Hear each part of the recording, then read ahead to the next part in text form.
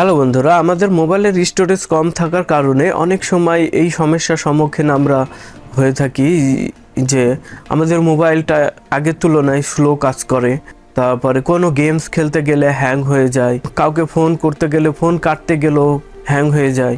এই সমস্যার আসলে মেন কারণই হলো আপনার মোবাইলের স্টোরেজ ফুল হয়ে গেছে। তো আমি এমন একটি সেটিং আপনাদের আজ দেখাতে চলেছি যাতে আপনার মোবাইলের স্টোরেজ কখনোই ফুল হবে না এবং আপনার মোবাইলটি আবারও নতুন মোবাইলের মতো কাজ করবে। তো আসুন দেখে নেওয়া যাক এই সেটিংটি কিভাবে করবেন। তো আপনার ফোনের স্টোরেজ বাড়াতে বা ক্লিন করতে যা করবেন, তো প্রথমে আমরা যাব গুগল ক্রোম ব্রাউজারে আসার পর এখানে 3 ডট মেনু দেখবেন, এখানে ক্লিক দিবেন। এখানে ক্লিক দেওয়ার পরে আমরা সেটিংয়ে প্রবেশ করব। সেটিংয়ে প্রবেশ করার পরে আমাদের নিচে এসে দেখেন সাইজ সেটিং অপশন আছে, এখানে ক্লিক দিবেন।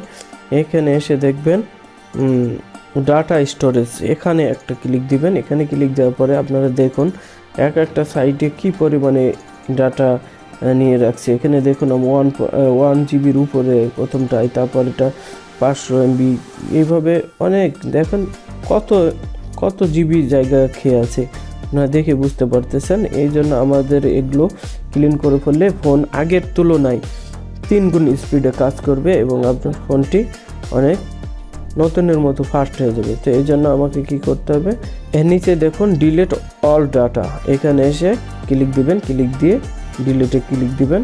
ক্লিন হয়ে গেছে। আপনার ফোন এখন চালিয়ে দেখবেন আগের তুলনায় অনেক ফাস্ট কাজ করবে। তো বন্ধুরা, আমার এই ভিডিওটি ভালো লেগে থাকলে আমার চ্যানেলটিকে লাইক এবং সাবস্ক্রাইব করুন।